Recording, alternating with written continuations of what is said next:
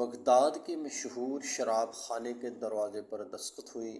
شراب خانے کے مالک نے نشے میں دھت ننگے پاؤں لڑکھڑاتے ہوئے دروازہ کھولا تو اس کے سامنے سادہ لباس میں ایک پروقار شخص کھڑا تھا۔ مالک نے اکتائے ہوئے لہجے میں کہا، معذرت چاہتا ہوں، سب ملازم جا چکے ہیں، یہ شراب خانہ بند کرنے کا وقت ہے، آپ کل آئیے گا۔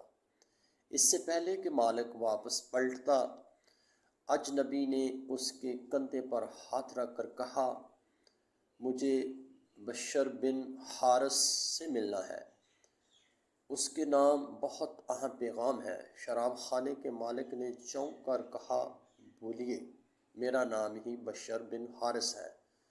اجنبی نے بڑی حیرت سے سر سے لے کر پاؤں تک سامنے لڑکھڑاتے ہوئے شخص کو دیکھا اور بولا، کیا آپ ہی بشر بن حارث ہیں؟ مالک نے اکتائے ہوئے لہجے میں کہا، کیوں، کوئی شک ہے؟ اجنبی نے آگے بڑھ کر اس کے ہاتھوں کو بوسہ دیا اور بولا، سنو بشر بن حارث، خالق ارض و سما نے مجھے کہا ہے کہ میرے دوست بشر بن حارث کو میرا سلام عرض کرنا اور کہنا، جو عزت تم نے میرے نام کو دی تھی وہی عزت رہتی دنیا تک تمہارے نام کو ملے گی۔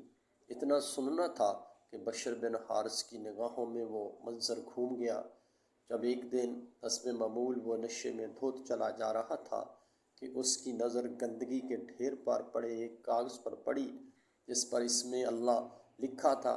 بشر نے کاغذ کو بڑے احترام سے چوما، صاف کر کے خوشبو لگائی اور پاک جگہ رکھ دیا اور کہا، اے مالک ارض العظیم، یہ جگہ تو بشر کا مقام ہے، تمہارا نہیں۔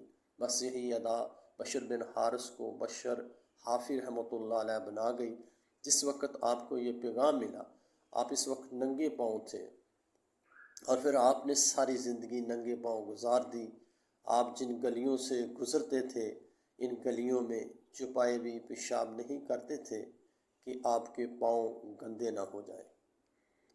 وہی بشر حافی رحمۃ اللہ علیہ جس کے متعلق اپنے وقت کے امام احمد بن حنبل رحمۃ اللہ علیہ فرمایا کرتے تھے، لوگوں، جس اللہ کو احمد بن حنبل اللہ مانتا ہے، بشر حافی رحمۃ اللہ علیہ اسے پہچانتا ہے۔